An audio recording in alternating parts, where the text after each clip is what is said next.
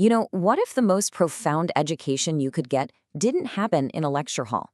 What if, instead, it happened in a rice paddy, or maybe around a community dinner table, just listening to the stories of a village elder? Well, that's exactly what we're going to dive into today. We're exploring a truly unique educational approach from Thailand that does just that. This is the Nong learning process. And this quote, it just nails it. It gets right to the heart of the whole thing. This isn't about a physical place you go to visit for a little while. Nope.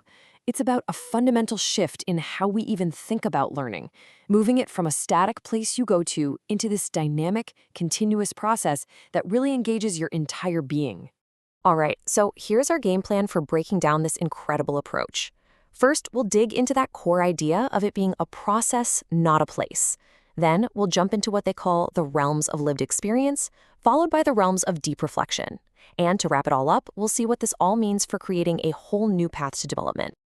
Okay, so how does this all actually work? I mean, this isn't just a random field trip, right? It's a really carefully designed process for students in an interdisciplinary studies for rural development course. The whole thing is built on this framework that organizes learning into two main phases. First, direct lived experience, and second, deep internal reflection. It's all about making learning happen by doing, by feeling, and by thinking as a real part of a community. So let's get into the first big piece of this puzzle. The first set of realms is all about getting out of your head and into the world. And it's such a powerful shift, moving away from abstract theory and into this concrete sensory experience, where learning becomes something you can literally touch, taste, and feel. Just imagine for a second that your syllabus for the day isn't a reading list, but it's a set of instructions like this. The first realm is all about nature immersion. So students aren't just reading a chapter about the local ecosystem, they're literally wading through the mud in a rice paddy, feeling the texture of the earth, trying to catch crabs with their bare hands. The textbook, it's the environment itself. A lesson on botany isn't on a PowerPoint slide. It's the sharp, sour taste of fresh tamarind right off the tree, or that distinct, clean scent of eucalyptus leaves. Nature isn't being explained to you, it's being directly experienced by you. And there's actually a name for this incredible technique. It's called embodied and neurosensory learning, and it's pretty much exactly what it sounds like. The core idea here is that true understanding doesn't just come from our brains analyzing information. It's generated when our body's senses directly engage with the world. You don't just learn about the environment. You come to know it because you felt it, you've tasted it, you've smelled it. And this sensory learning flows right into the community through the universal language of food. I mean, food connects everyone, right? Here, agriculture becomes the medium for understanding pretty much everything. Collecting vegetables isn't just about grabbing ingredients, it's about learning the entire local agricultural system.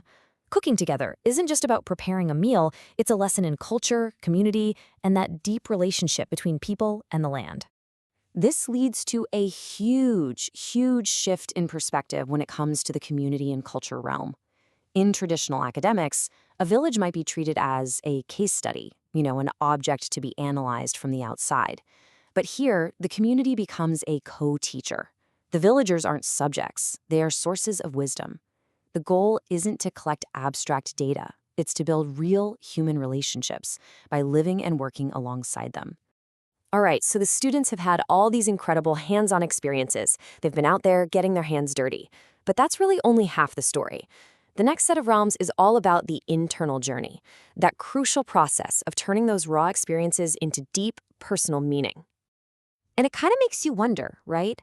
Where does the real learning actually lock in? Is it in the mud, or is it at the dinner table? Well, the Banyanon process argues that the experience itself is the catalyst. But the profound learning, that happens in what comes next. And this is the path that makes it all click. See, learning doesn't just stop at the hands-on experience. The next step is interpretation. This is where students use materials they find in nature, leaves, soil, stones, to creatively express what they felt.